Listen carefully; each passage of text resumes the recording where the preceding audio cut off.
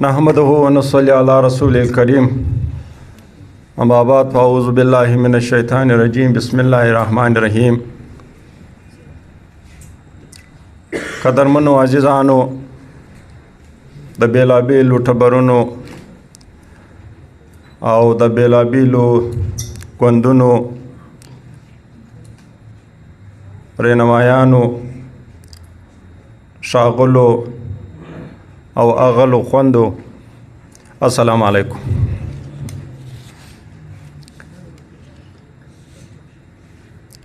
नननी मौजू چې د خپلواک متحده یا پښتونستان خپلواک غورځنګ له خاصه ترتیب شوی ده، پاغه کې دوی دا مطالبه کړې ده چې پښتنو پښتانه سي.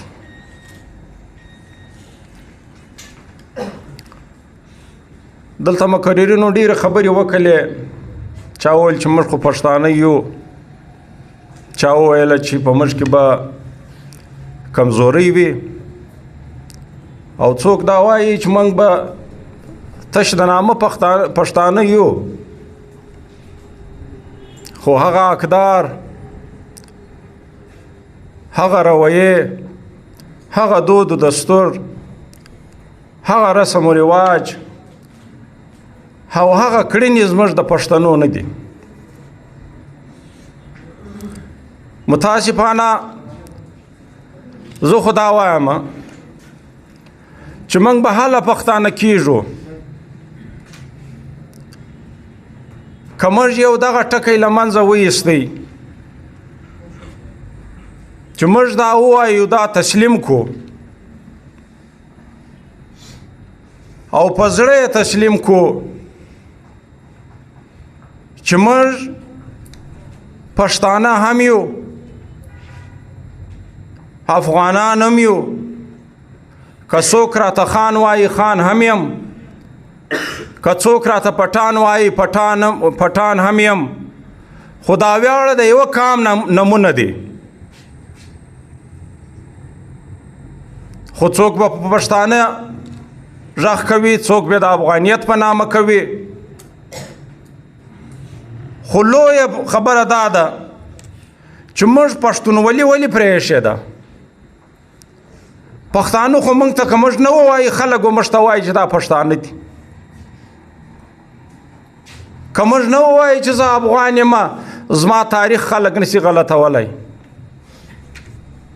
زه 2000 کلن تاریخ لرم، زه د پیړۍ نه زه افغان یم، زه پښتون یم، زه خان یم، زه پټان یم. دا خو څوک د ما څخه نشي بدلولی. خو بنیادي شی دغه دی چې موږ هغه تګلاره پرېښې ده. کومه تګلاره چې موږ به پښتانه کېدلو، یا زموږ به یو اتفاق و اتحاد به جوړېدی، یووالی به جوړېدله، او موږ به ټوله په دې ملک یو پښتانه وای. هغه لار دا ده چې موږ د میرویس خان نیکه لار پرېښې ده، موږ د احمدشاه بابا تاریخ هیر کړی دی، موږ د غازی عبدالله خان طریقه کار هیر کړی دی، موږ د خوشحال خان خټک، موږ د فقیر افیپی، موږ د نور اکابرینو لارې ورکې کړي دي. موږ خود ساخته روان یو. نو ځکه چې نن دغه وطن په مختلفو حصو کې پروت دی، په مختلفو ټکړو کې پروت دی، په مختلفو ځایو خیلي کې پروت دی، چې د دنیا لوی ناصر چې دی هغه نن په موږ کې دا ځایو خیلي ده، یوه خوا او بله خوا ده. څوک وایي زه د جنوبي خوا یم پښتون وایي، څوک وایي زه د شمالي یم، څوک وایي زه د منځنۍ یم. منځنۍ خوا د ګرده د څه قبضه کوي، کرار د پسې را روان دی ظالم جابر ریاست. بدقسمتي دا ده چې موږ خو پښتونستان جوړوي، نن موږ را روان یو، برته د کور په خوا را روان یو. جنګ مې کور ته را ورسېدی، لاس و ګریوان په خپل کور کې یو سره دشمن را باندې کوي دی چې چې چا پښتونستان جوړاوی کوم سیاسیونو چې دا دعوه کوله نن د هغو دپاره پښتونستان جوړ دی ولې چې دی پارلیمنټ له تللی دی دی په پارلمان کې کښېنستلی دی دا سیاست د کام دپاره نه دی کړی د پر کام سیاست کړی دی دا کام سره لاس و ګریوان کړی دی نو د خلکو سره رایه اخیستې ده د خلکو سره ووټ اخیستی دی د خلکو د اولس په سترګو کې خاورې اچولې دي نو دی نن په پارلمان کې ناست دی د داسې چې پوښتنه وکړي وایي خیر خیریت دی هیڅ شی نشته امن امان دی نو لہذا زه دا وایم زه و دې ولس ته وایم یو دغه چلیږي خلک وایي ووټ و چاته ورکوې ووټ ته یو ظالم حکمران ته ورکوې و یو ظالم بادار ته ورکوې لیکن دلته انصاف د هغه څه یا حکمران چې غواړي هغه د حضرت عمر علیه السلام غواړي دا انصاف تا ته نه میلاویږي دلته که سیاست د دې کام دپاره سوی وای نن به موږ دارنګه خوار نه وای دلته و سیاسي لیډران وایي هغو خپلې نظریې بدلې کړي دي تاسو به خبر یاست چې په جنوبي پښتونخوا کې ډېر لوی تغیر راغلی بخښنه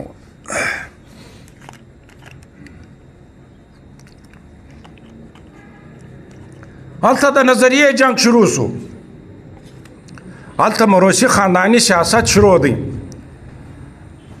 هلته ځانځاني شروع سوله چې 15 کاله د خلکو څخه پر دغه نامه ووټ اخیستی چې زه نه منم دا کرښه زه نه منم دا د لر او بر جلا کېدنګ زه نه منم دغه د ډیورنډ دغه توره لیکه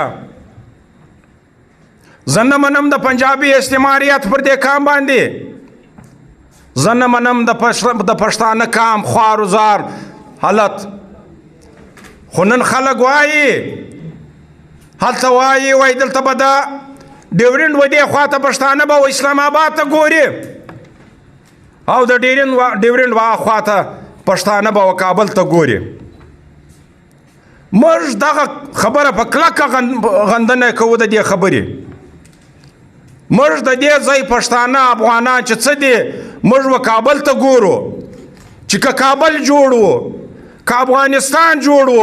موږ ته به په اسلام آباد کې حق راکول کېږي که نه موږ به دغه رنګه غلامان یو دغه رنګه به محکوم یو دغه رنګه به تباه یو عزیزانو هلته خبره دا روانه ده موږ د بلوڅانو سره پراته یو موږ بلوڅان لکه ورونه حد و حدود مې د لمر روښانه دی چې سره معلوم دی خو لیکن خلک چې پارلیمنټ له ولاړ سي هلته وزارتونه واخلي هلته 14 وزارتونه په پارلیمنټ کې شته هلته د هغه ګورنري شته هلته د هغه وزیر اعلی هم د هغه وي بیا د یو بل نه پاسوي چې زه د بلوڅ سره دلته د خپل وطن تقسیمېدل غواړم لیکن چې هغه د واکو اختیار څه ولویږي بیا چې د انتخاباتو ورځې رانږدې شي بیا خلک وایي چې موږ دغه بلوچستان به دارنګه سره کاټ کړو لکه کیک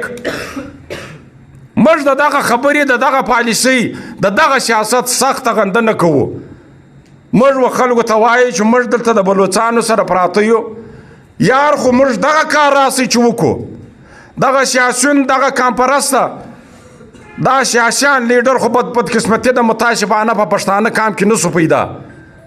که لیډر وای و دې کام دا لیډر درلودی نن به موږ داسې خوار و زار نه وای و دې سیاسیونو ته موږ دا وایو چې ته یا راسئ چې موږ دغه تیکه تیکه چې پروت دی دا په ټکړو کې چې پراته یو دا په یوه خوا او په بله خوا کې چې پراته یو دا خو یا راسئ سره متحده کو دا خو یا راسئ سره یو کو د دې څخه یو خیلي وباسو د دې څخه یوه خوا او بله خوا وباسو دا سره په اتفاق کو بیا به موږ د بلوڅ سره خبره کوو د بلوڅ سره زموږ حد و حدود معلوم دی تا هغه کار نه دی کړی خپله بې اتفاقه یې خپل کور دې تباه دی ته د بلوڅ سره دغه اواز پورته کوې د را روان الیکشن دپاره بیا یو نوی غیږ ولاړی یو نوی دغه کوې د دا خبرو موږ غندنه کوو هر څوک چې کوي. دویمه خبره دا ده چې یوه خبره دا بدقسمتي ده دلته زه په دې مجلسو کې اورم دلته دا خلک د دې پښتونخوا خبرې کوي او دلته د دې وطن خبره کوي د جنوبي پښتونخوا یا د وسطي پښتونخوا خبره چا نه وکړه. پکار دا دی چې موږ د ټول وطن یعنی موږ دا ورته وایي افغان قومي مومنټ و دې ته متحده پښتونستان وایي دا زموږ چې په ټکړو کې پروت وي و دا ته موږ یو متحده مسکن وایو یو متحده ملي وحدت و دې ته باید چې موږ ووایو باید چې موږ پر دا ټولو ایشوز باندې وګایږو پر ټولو حالاتو وګایږو چې زموږ وسایل چا قبضه کړي دي د موږ سره ظلم څوک کوي د موږ سره ناجایزې څوک کوي د دې په خلاف بعضې تحریکونه داسې سته زموږ په دې پښتانه کام کې شروع سوي دي مخنیوی یې موږ نه کوو ملاتړ یې کوو خو موږ دا وایو ما تېره واره په چمن کې وصلو 2-3 کاله د مخه هلته د چمن پر بارډر باندې پښتانه وژل سوي ولو یو ډېر غټ لاریون ولو هغه لاریون ته ما وویله ما چې در څو پښتانه پښتون کام په دې د ډیورنډ و دې خواته سره جرګه نه شي د چش دپاره د دې دپاره سره جرګه شي چې دلته چې کم مذمتي تحریکونه دي چې د ریاست سره لاس و ګریوان دي دا وخت هغه تحریکونه او هغه تحریکونه چې د پارلمان خوښې دي او هغه په پارلمان کې ناست دي د هغو چوکۍ خوښه ده هغه موږ باید چې دا سره جرګه سو سره کښېنو دا سره ووایو دا شی راوباسو چې که چیرې د پښتانه حقوق د پښتانه بقا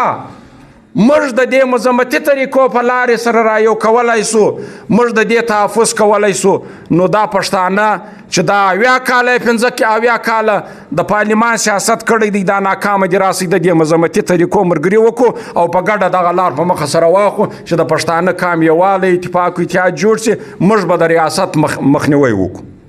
او که دا نه وي بیا راسئ پښتنو سیاسیونو راسئ بیا دغه خلک راسئ سره جرګه کو بیا راسئ چې کم مذمتي تحریکونه یې شروع کړي دي کم لاس و ګریوان دي دا و دنیا ته یې کړم نه پرېږدو دا و دې لوی دښمن ته یې کړه نه پرېږدو بیا راسئ دا په دې خبره آګاه کو دا په دې خبره یقین ورکو چې وروره په دا کرسۍ په دا پارلیمنټ کې داسې خوندونه شته داسې بنګلې و میلونه کې شته داسې موږ ځای کې جوړولی سو او موږ ځان کې جوړ کړی دی راسه دا لار پرېږدوه نو بیا راسئ د دې لارې اختیار کړو او که دا نسو کولی نو موږ به سره تقسیم یو ځینې به پر هغه لار روانې ځینې به پر دا لار روانې څوک پښتانه چې پارلمنټ له ولاړ شي هغه وایي یاره د دې دماغ خراب دی هغه څه چې پوښتنه وشي وایي د دا مذمتي طریقو پی ټي ایم دی فلانی دی د دې دماغونه خراب دي فلانا ده د هغو خپله مخالفت کوي هغه بیا وایي چې یاره ته په پارلمان کې ناست یې په پارلمان کې تا چې حق راوړلی د پښتانه کام حق دې راوړلی نو نن به تا راوړی وایي 15 کاله وسو قدرمن اوسئ انشاءالله دغه کوم یوه خبره ضروري ګڼم چې په زموږ لوی کور افغانستان کې زموږ پر خویندو باندې یو لوی پرتم پروت دی او هغه یې د علم د رڼا سره راګرځولی دی موږ سخته غندنه کوو د دې او افغان قومي مومنټ او د دې سټیج د توسطه موږ پر طالبانو غږ کوو پر حاکم حکمرانانو غږ کوو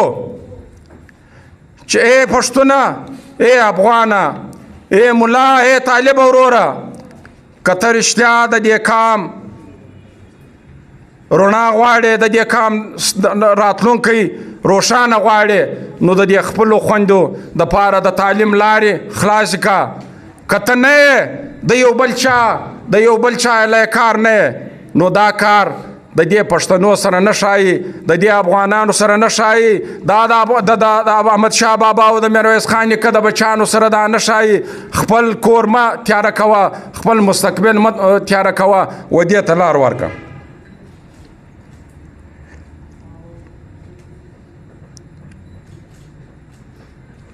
عزیزانو دلته پرچې یم راله وخت خبرې خو بیخي ډېرې سته چې ویې کو مجلس وکړو او ورچا په خپل واري باندې دغه ستونزې د مسلې مسایل چې د پښتون افغان ته څه درپېښ دي هغه پیش وړاندې کړی و دې مجلس ته نو زموږ هم مقصد باید چې دغه وي چې دغه رنګه غونډې لکه ډاکټر خان صاحب چې یا د ګوند یا د تنظیم سره راغونډوي زه دا اوس هم راتلم ما ته یو ملګري وویل ول هره ورځ د دوی غونډې او ته روان یې دا ډېره بېقدري نه ده ما ویل یاره زه دې بېقدره یم چې زما قام زما پښتونولي زما پښتون چې وي هغه قدرمن وي نو دا کچېرې په بل ملک وي که زما په ګران وطن افغانستان کې وي هم به زه پاته نه شم هلته به ځان ور ورسوم نو خامخا به دا ځای لر راځو که لرې که نږدې دا د یوې خوا او د بلې خوا خبرې به پرېږدو دا د ضیع و خیلي خبرې به پرېږدو راسئ چې برته نن بیرته د هغه احمدشاه بابا د هغه میرویس خان نیکه د هغه اکابرینو پر نقش قدم باندې روان سو نو موږ به پښتانه سو انشاءالله موږ به بیا پښتونولي پیدا کو نو پښتانه به جوړ سو ډېره مننه یو وار بیا د خپلواک پښتونستان غورځنګ او د ټولو مقررینو زه شکریا ادا کوم د هغلو خوندو او د ښاغلو